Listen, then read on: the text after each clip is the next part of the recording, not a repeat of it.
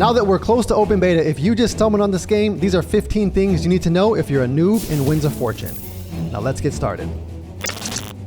All right, so the first is going to be the Witch's Wardrobe. All of us are going to spawn in as a male or female. It's completely random from what I understand. So when you want to change anything and everything about your avatar, this is the place to do it. And if you turn over here, this is Daisy. If you want to start purchasing clothing, this is where you do it right here. Keep in mind, as you progress through the game, you'll also be able to craft clothing as well. Second is going to be the Treasure Emporium. This is where you sell any chest that you do not want to open. If you click E, you can sell the chest right here. If you come back from a mission with the crew or even solo and you got, let's say, 10 chests on your ship, you can select this button right here, sell all chests, so you don't have to go back and forth each time. Third is going to be Rusty's General Trading Store. You're mainly going to be purchasing ammunition and chest keys here, among other things. Azure Key is going to be for your uncommon chest. Sovereign Key is going to be for your legendary chest. Royal Key is going to be for your rare chest, and Common Key is going to be for the common chest and every other chest. Additionally, you can also sell items here at Rusty's. Now, you can sell anything from bananas, as you can see here, all the way to weapons, weapon enchantments, and seashells. Another cool thing to keep in mind is, for example, I got 4 of these seashells right here. If you left mouse button click, you get the little option to select how many out of the 4 that I want to transfer over. So let's just go ahead and slide it over to 2. I hit confirm, only 2 transfer over. I'm going to get 10 doubloons. If I just want to bring all of them over here, just right mouse click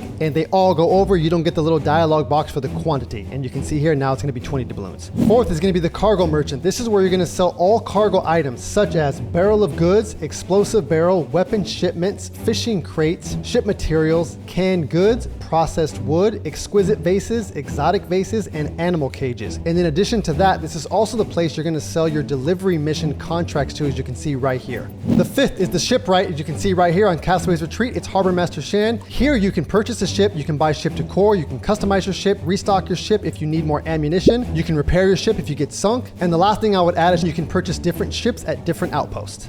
6 is going to be enchanting, repairing, or crafting a weapon. So right here you can see we got the weapon enchantment table. You get enchantments currently from opening up chest. I don't want to say what chest because it may change here shortly, but just keep in mind at the moment we get them from chest. You're going to see every weapon has a durability. Mine has 100 out of 100 right now, but if it had, let's say, 80 out of 100, the way you sharpen that durability is by pulling out your weapon and selecting E to repair weapon. 7th is going to be Perry's Armory. This is where you're going to purchase weapons and crafting kits. So if I go ahead and select what have you got for sale, I'm going to select the Iron Warhammer here, and if you look to the right, you can see it has PvE damage of 30 to 50 and PvP damage of 21 to 34. So make sure you pay attention to this, as well as the level you need in order to use this weapon. Now, if I scroll down further here, you're going to see we have the beginners, the novice, the journeyman, and the master's crafting kit. Now, the higher level weapon you go, you're going to need a different type of kit, and in some cases, even multiple kits. 8 is going to be Gasper's Galley. This is where you're going to come to cook some pork, some chicken. You can make a fruit bowl. You get a grilled banana skewer and grilled fish at the moment. Now, these are going to be beneficial for your HP if you're getting killed by the undead or you're getting bodied by some other pirates. Okay, so that happens sometimes, so you got to be prepared. The 9th thing is going to be the mission board. So from left to right, we have your treasure hunts right here. This is going to be the best thing you can do to collect resources. In the center, we have your undead hunts. This is going to be the best thing you do to collect XP and level up fast. And over here to the right, we have your delivery/cargo missions. This is going to be the best thing you can do to collect doubloons. Now, something I want to point out, if I go back to my treasure hunts, you can see if I select E, none of these 3 missions have a golden border around them. But if I go to my undead hunts, 2 out of 3 have this golden border. This is an indication of a legendary variant of the mission. That just means you're going to get more XP and more doubloons. And you can see on my delivery cargo missions, I got 1 over here as well. So keep that in mind. The other thing I want to point out is if you don't like the missions or you want to look for one of those legendary variants and you're willing to pay, down here, I think your first refresh may be free, but after you do that, it's going to cost you 2,000 doubloons to refresh from here on out. The 10th is going to be the type of trees you can harvest and how to mine. You're going to want to look for these trees right here that don't have any leaves. You select B to enter your inventory on PC. Make sure you go to tools. Make sure you got your wood cutting axe, select E to equip it, and then you can harvest the tree. Same thing for mining. You want to select your pickaxe. I have it on my hotbar. Once you approach the mining node, you can click E to start mining.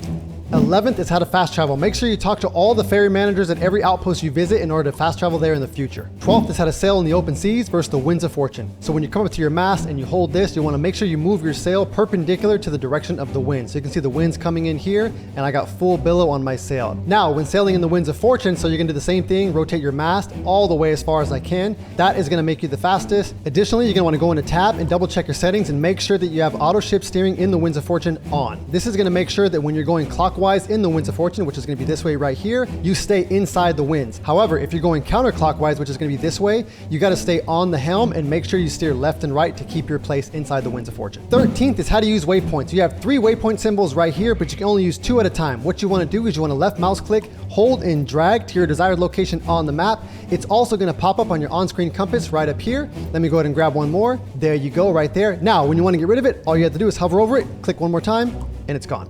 If you feel like your waypoints are not working, but they always end up on the right side of the map, it's because you're clicking on them as opposed to clicking, dragging, and holding before you let go. 14th is when you see a cloud formation just like this. That's an indication of an abyssal gate. There's 2 of them in the archipelago, one in the Pointed Rock and one in Empyrean Peak. If you feel like you're strong enough, kill it for a nice reward. 15th is the fastest way to dig up a chest. Equip your shovel, hit M for map, make sure you zoom all the way in, and then move forward until you're dead center of the X, and then dig. Well, there you go. That is 15 things you should know if you're a noob in Winds of Fortune. Like the video if you found this helpful, and if you want to see more just like it, click that subscribe button. And with that said, I'll see you on the next one.